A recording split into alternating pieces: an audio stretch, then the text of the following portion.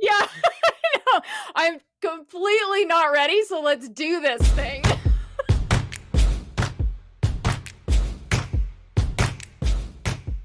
Endings. We don't like endings. If it's a happy ending, we probably wanted the story to continue for at least a bit longer so we can stay in that glow.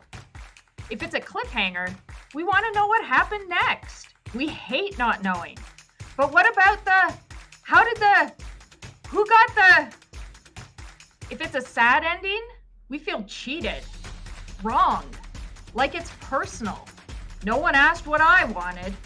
It's not fair. Couldn't it have ended like... When it's a marriage or a long-term relationship that's ended, we sometimes forget that we don't get a happy ending. Not an easy happy ending anyways, because all marriages end. Some of them end in divorce. And I say some because it's actually not half of marriages. How this gets repeated so often, I'm not sure. I guess you don't want to be the one in the crowd following the 50% comment that says, actually, I looked it up and only 35% of marriages end in divorce. Now that you've listened this far, you can say that Sarah said only 35% of marriages end in divorce. 35% is still significant. I'm not discounting that number. And when it happens to you, it's a whole other impact, and you don't care about the numbers. What I'm asking going into this episode is that we acknowledge that 35% of marriages end in divorce, and the other 65% of marriages end in death. All marriages end in this world, whatever you believe about an afterlife. If we need to hang on to the 50% stat, maybe we could reframe it. If you are in a marriage, there is a 50-50 chance that you will face the end of it somehow. If you don't want to see the end, you need to not get divorced, but you need to die first. The happier a marriage is, the harder the ending is. One of my clients lost her husband to cancer after 56 years of marriage, and it was a beautiful marriage. She was devastated. I learned when I met with her after the death of her husband not to say, "How are you?" like you reflexively do in the first few seconds of a conversation. I knew how she was. She was devastated. I learned to say, "I'm so glad to see you today," or "I'm so glad you called." And then she would tell me how she was. And telling the story of how she was that day and the stories of their marriage and the memories that had come up for her that day helped. And when your marriage ends in divorce, it's the same thing. We know how you are. It's hard. I'm glad you're listening today, or I'm glad you asked for advice. So when you don't have that beautiful love story that's ended by physical death, when you have a marriage that's ended and both of you are still here, what do you do? Like practically, what do you do? Over the next few episodes of SARA Makes Sense, my guests and I will talk about the legalities of what you can do, what you should do, what you shouldn't do, and the options that you have to thoughtfully, fairly end your marriage in a way that lets you move on well. Today, we'll talk about how to make decisions about your finances when you're in the middle of a sad ending or an angry ending, or you feel like you're in a cliffhanger. Something has ended, you don't know what's next, but you're stretched across a chasm, so you have to make decisions. And how do you do that? Not just do that, but do it well. When you're contemplating separation, or you've decided to separate, there are two things that you worry about: today and tomorrow. How do you find and understand the information to really know where you are today? And how do you plan for tomorrow? Because you thought you had that all figured out together. So let's start with today, otherwise known as getting a separation agreement, somehow with something written down, and it should be legal. One of the designations that I carry is that of a certified divorce financial analyst. So my role when I work with clients in this stage of a separation is to organize, explain, and anchor your financial information so that you can have a discussion about division. To complete the paperwork, the discussions, and the separation agreement, ideally, both people have full financial disclosure. That means you've told your other half everything about your finances, and they have told you everything about theirs. How hard is that? It's really hard for three main reasons. The first reason it's hard is because when you were in that relationship, either one or both of you likely didn't have a solid idea of what was happening with your money. Approximately 80% of the work that I do with clients in a year across both my separation and my non-separation families is connected to the day-to-day money in, money out transactions. Those things that we think that everyone else knows how to do, and the things that we feel stupid for maybe not fully understanding. So the good news is very few of us know what's going on day to day, or if we've got a grip on the day to day, we don't know what that means for us down the road. What can we do? What can't we do? Where are we financially? So that's on a regular day. When you've decided to separate, it's not a regular day. Things are changing. If we didn't know what it looked like before separation, how are we supposed to know what it looks like after separation? So now we've probably got two people in an intensely emotional situation who weren't really sure what was happening before, and now we're asking them to talk about what's happening now and what's going to happen later. That's hard. The second reason this is really hard is there's legal forms that you're supposed to plop all of this information into. And those forms are awful. They're overwhelming, and they need to be done.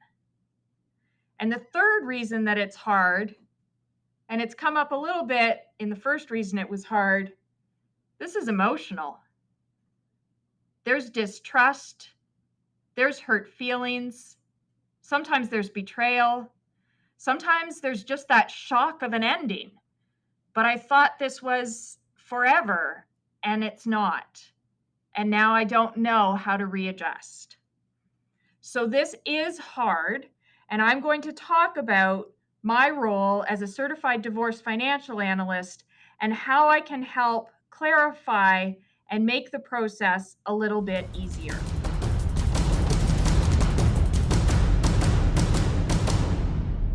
There's three things that I do for my families who are separating.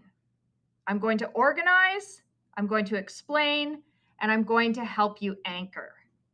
And let's talk through all three of those things.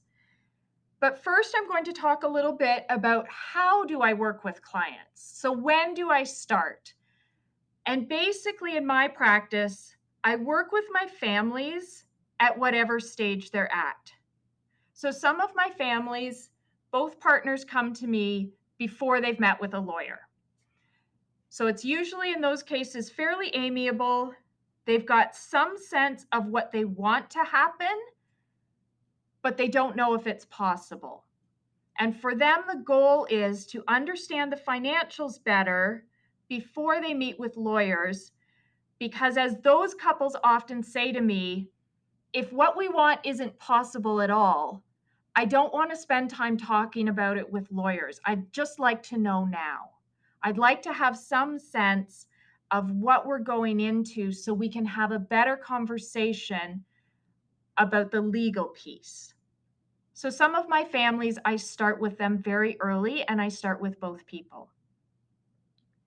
For other families, I come in more in the middle, or sometimes a lawyer will suggest to a client at the beginning of a process, once the client's met with a lawyer, sometimes the lawyer would say, I think Sarah might be helpful. So again, sometimes I'm working with both people, sometimes it's just one. The third place I work with people is kind of the eve of signing the agreement or after discussions have gotten stuck. So sometimes people have started the process, they get stuck, they can't get unstuck, and it's the finances that seem to be causing the obstacle. So sometimes I do work with people, again, either one partner or both partners, when they've been stuck for often 2 years. I don't know why that's a number, but that seems to be a number. Or they've worked out an agreement, they're about to sign, and then all of a sudden they get cold feet and they've got questions that they need answered before they feel comfortable signing. So again, I'm going to work with my families wherever they are, but the process is roughly the same. So let's look at those 3 things. So organizing, explaining, and anchoring. Organizing in some ways is fairly self-explanatory. We need to get all of your information into one place in a way that we can talk through both the pieces of it and the whole of it. So that's where I'm going to ask you for a list of documents. You're going to send them back to me. I'm going to start populating those dreaded legal forms. And that's what's going to guide the discussion on the division. So often my clients will produce some, but not all of the documents. And so as I'm going through, I'm going to refer back to the conversations that we've had. There are often clues in people's tax returns and bank statements. So it takes a couple of tries at this, but eventually we get all of your information and we get it organized. Then we move on to the explaining piece. And what I mean by that is often as clients, we need to understand, why is it on the form the way it is? A frequent question I get is, I don't want that on the form at all. That was an inheritance. You said that wasn't, we agreed we weren't dividing that. Why is that number there? And then we go back to, but it's in the section that says assets that I have, but that we are excluding. All right. So again, there's a, why is it there? It shouldn't be there. It's there because our goal is full financial disclosure. So you are disclosing and then saying, we're not dividing this though. The other thing we need as clients, we need some help on the explaining side, is how does the actual asset behave? So an RSP account is different than a locked-in RSP account. There's a lot of similarities, but they behave very differently. And so as you're going into a discussion with your soon-to-be ex-partner about how you're dividing these things, it's important that both of you understand how the assets are going to behave. So what can you do with a pension? What can't you do with a pension? Are there any embedded tax bills in the asset that we've listed?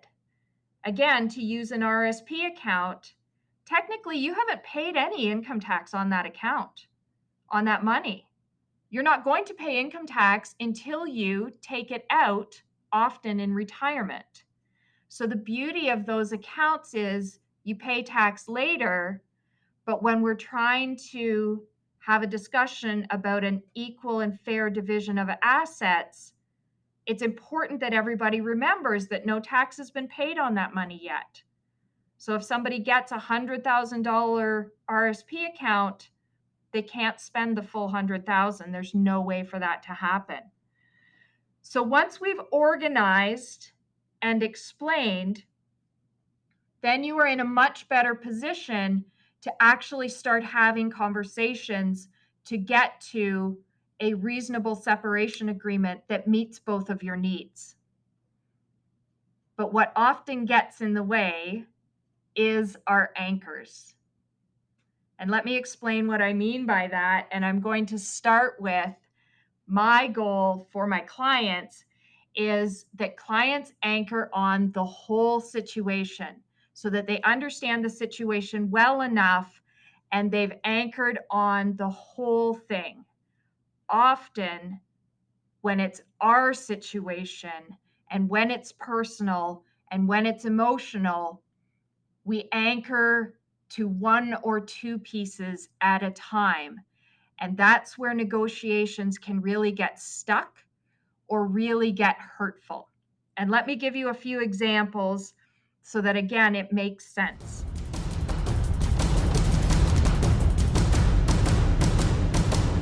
One of my clients, when they came to me, the family had been trying to negotiate for about 2 years, and they had really, really gotten stuck.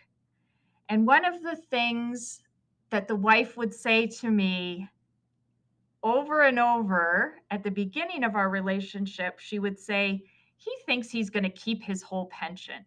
He's not keeping his whole pension. We're separating.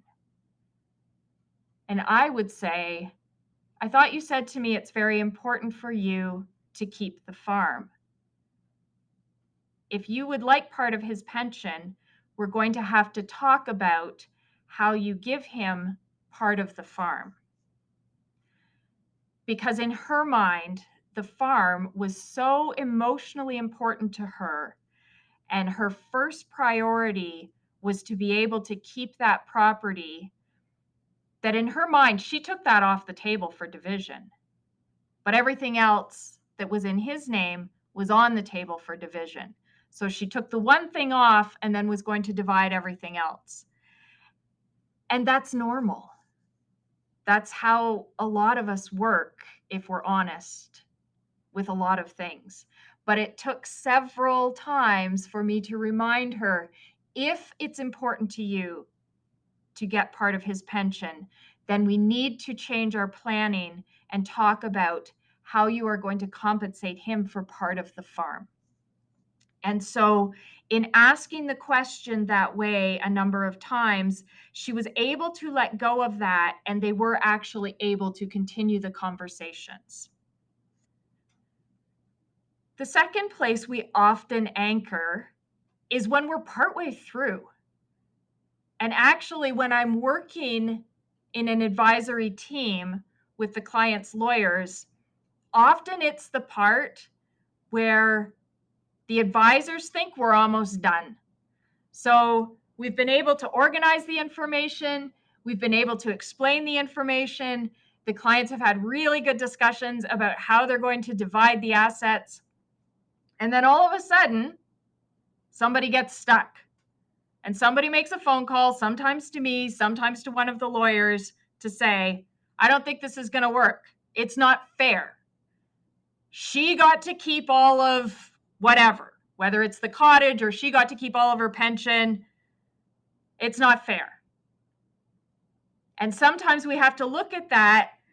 And sometimes what I say to the client is, yes, she is keeping all of the cottage because you decided that it was important for you to keep these two other things. Do you need to look at that? Have your priorities changed? Are you looking for something different? Do you need to look at division options again? But if we don't understand that the client's just a little bit lost sight of the whole, negotiations and discussions can fall apart because that sounds like somebody changing their mind. It sounds like, I thought we were done and now you want to start all over. Again, it's often just in our minds, we've taken our most important stuff off the table and left everything else on the table. And sometimes we need to be reminded, you took your most important stuff, the other one took their most important stuff, and you divided the rest. Sometimes we anchor on the wrong thing. And we anchor on the wrong thing going in, and we hang on to that all the way through. And sometimes nobody realizes that that's what's happening. And let me tell you where I see this most often is when there seems to be a clear difference in the financial knowledge between the two partners. And sometimes clients come to me, sometimes referral by lawyer, sometimes on their own. And they'll say, I don't really understand, and my partner does, and they're getting really frustrated, and I don't know how to make decisions. Or sometimes the lawyer will call me and say, my client is really struggling, and it's causing a problem in the discussions because her partner is very knowledgeable and he's getting frustrated. And so the last time that discussion happened, it was the wife that was seen as not financially savvy, and the husband was financially savvy. And so when she came to me, the husband had done up all these spreadsheets. He didn't want to use the standard forms. He had done all these spreadsheets, and there were notes, and things were kind of in different blocks all over the place. And she couldn't get her questions answered. And the general consensus was she just didn't understand. And so, Sarah, could you please explain it so she does, so we can get this agreement signed? And once I was able to look at his spreadsheets, one of the things he had anchored on was he did not want any money for any future tax subtracted from their RSP accounts. And if you think back to a few minutes ago, I said the reason that happens is because if there's $100,000 in that account, as the owner of that account, you can never spend the full $100,000. And so in the family law arena, the goal is for the clients to understand the after-tax amounts that are available to them and that are available to be divided. Because if we start talking about assets with equal top-line amounts, but very different after-tax amounts, that's not an equal division. That's not a fair division. If clients are going to make that choice, they need to make it understanding the tax implications. So in this family, the husband was adamant that tax not be subtracted. Because he was seen as financially savvy, every time the wife said, I'm not really sure why we would do that, I just don't really understand, it was seen as if somebody could just explain it to her and then we could all carry on. So in that case, what I did for the wife was reorganized so that it was in a format that was a little bit more clear to her. She could see the whole situation in an easier to read format, but then she was able to go back to his spreadsheets and kind of see his thinking, because she wasn't able to do that before. We had a discussion about why the tax was taken off normally. So I explained that piece to her. I was able to show her, here's what it would look like when we take the tax off. Here's what he's asking for. So she was able to see the difference.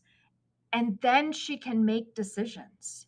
And then they could continue the conversation. So we've got to not only organize and explain, we've got to give room to get through those anchors so that the conversation can continue in a reasonable way that gets to a resolution that is the best possible outcome for both parties. So that covers really the today piece of what I do for clients in a separation on the asset side. There's a whole other section on income that's going to be covered a little bit in the next piece that I talk about, because I said, what do we need to know when you're separating? You need to know what's going to happen today and what's going to happen tomorrow.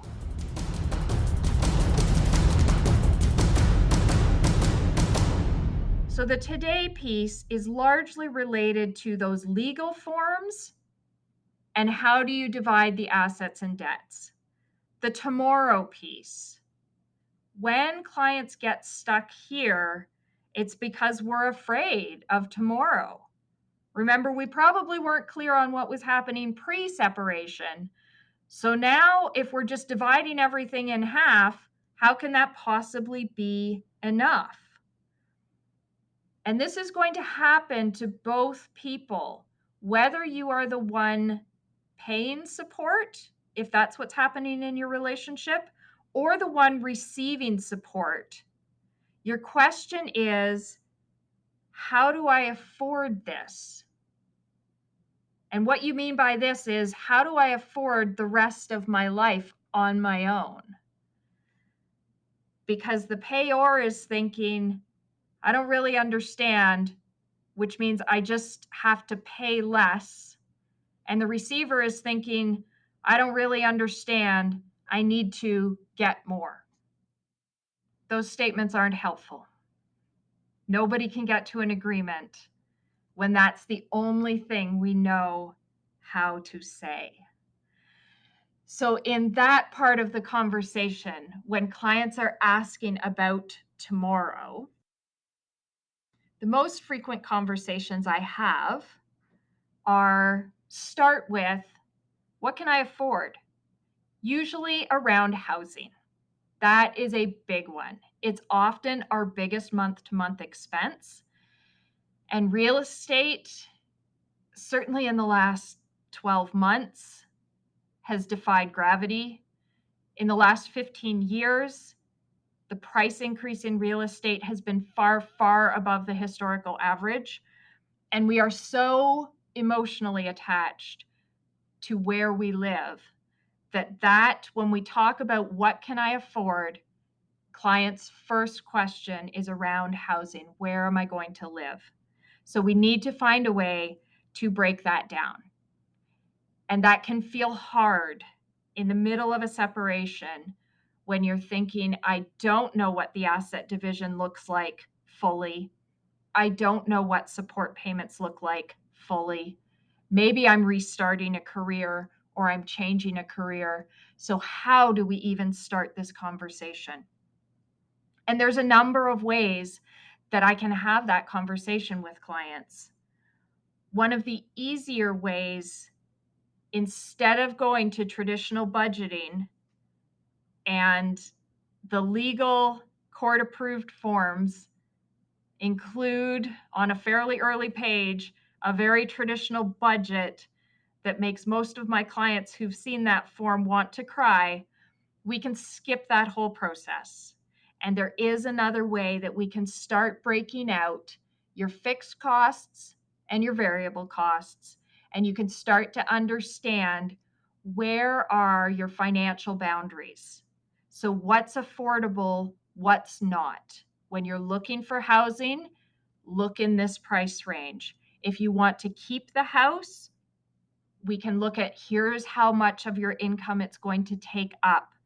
Is what's left over manageable for you?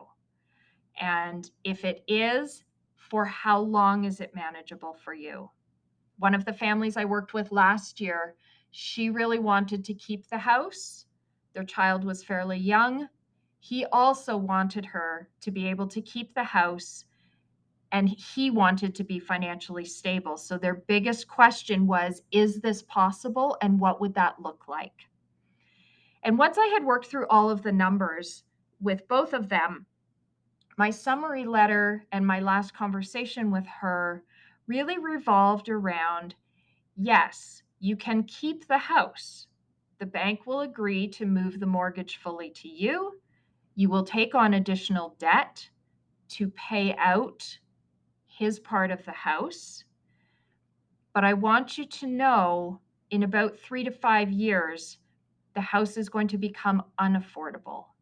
So after 3 to 5 years, you are likely to see that you are taking on debt that you can't get rid of.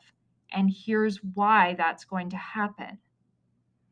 So that left her with the ability to have a much clearer discussion with the father of her child about what she wanted. It also gave her a time frame where she could keep the house, and then she had 3 to 5 years to decide what was next. Now, what was the priority? At the time, the priority was reducing the number of changes that the three of them were experiencing as a family. That's fair. But it's important that she understood what was going to change over time, and where her decision points were. So even when you are in the middle of negotiations, we can talk about what's affordable. We can find your boundaries. We can find here's what financial stability looks like for you. If you spend X amount on this, you have Y amount left over. The other question related to that, also related to tomorrow, is what does my income look like now and in the future? Again, we're often unclear about our income today or how much of our income can we manipulate, because those are two different questions. And again, we can sometimes anchor on the wrong number. One of my families where I was working with both parents and with both lawyers, when I was speaking to the lawyers, and also with the family, but mainly with the lawyers, sometimes the lawyers would say, he makes $100,000 a year. I don't understand why this payment would be difficult for him. And I would have to say, he takes home $68,000 a year. Does that make it more clear to you why he's struggling with this payment? He had a good job. He also was in a union. He also had really good benefits, part of which he paid for. He also had a group RSP plan, which was deducted from his paycheck. So yes, his gross or top line income was $100,000 a year. But the part that he could manipulate day to day, month to month, was $68,000 a year. And so once we could start talking about that number, that made it more clear to everybody about what payments was he already managing and how would we fit in these other payments that were important to both of them. They both wanted these payments to happen, but we needed to be very clear on what was possible, what was not possible, and how do we move things around in there. When I'm working with clients who are separating and they are also self-employed or they own their own small business, again, that is a loaded conversation, both in the today piece, so how do we divide this, and in the tomorrow piece. How do I, as a small business owner, continue to generate income to support this new family structure if I gave up half? What does that look like? And so there's some work in there that can happen around how does the business behave? How do we protect this business? Because if we pull apart a business, nobody benefits. But we also need to be equitable and we need to be fair. So how do we get all of those things to happen at the same time? And there's a way to do that. Again, once we've organized information, once we've been able to explain the information in a way that everybody understands, then you can have better discussions and then you can start to see this is what tomorrow could look like. And it makes it easier to get to an agreement.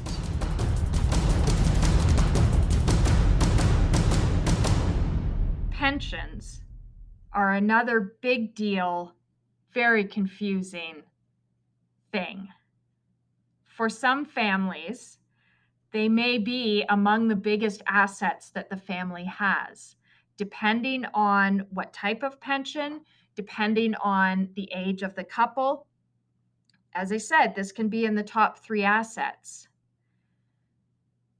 If we work with it as an asset and we divide it, it's important that both people understand that we're not then going to treat it as income tomorrow, right? If we're talking about today and tomorrow, they are distinct. They are different. If we've dealt with the asset today, tomorrow, it's important that both people remember it's already been divided. And when we're talking about payments going forward, that piece of the payment for both people is not going to be included. We've already dealt with it. It's now off the table. And that piece is directly related to my next piece.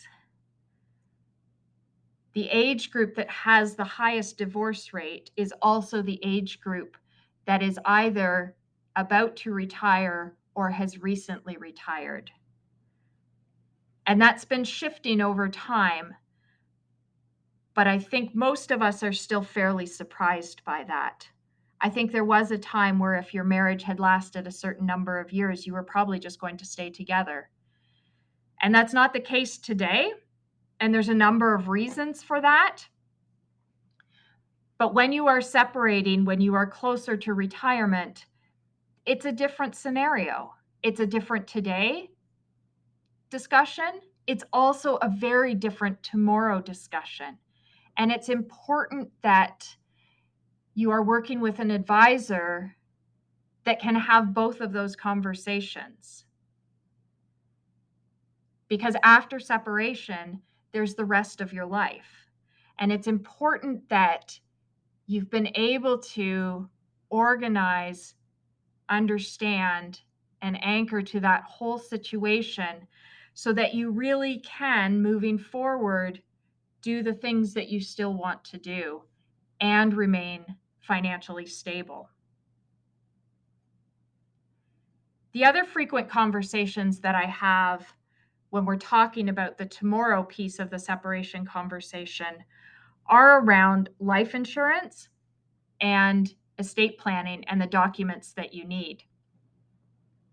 And I've covered both of these in recent episodes of SARA Makes Sense, so I'm not going to go into a lot of detail now. I just want to remind you that both of these things are so critically important, and they are often the last thing that you want to do after tough negotiations, tough conversations. Nobody wants to talk about life insurance and wills, but they're so, so important to protect each other, to continue to protect each other, and to protect your children. And so it is that last stretch that to get everything divided well so that both of you are financially stable. Those are incredibly important pieces. And again, in that arena, your needs have changed. And it's important to understand how they've changed, why they've changed, and what your responsibilities are to really be the parent and be the person that you want to be. In life, we all have pieces scattered here and there, and divorce and separation don't just feel like a scattering. They often can feel like complete leveling of the pieces that we thought we had. As much as we are dividing things in that time and we are losing things, we are also keeping things. And there can be some gains in there, and there really is the rest of your life.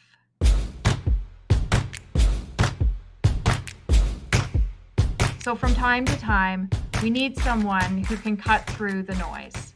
Someone who not only gets to know you as a person, but also can really show and make sense of your financial plan. The one you had, maybe the one you didn't have, and the one that you're working towards in the future. Not just the numbers, but truly what the numbers mean for you. This relationship and this plan belongs to you, not your planner.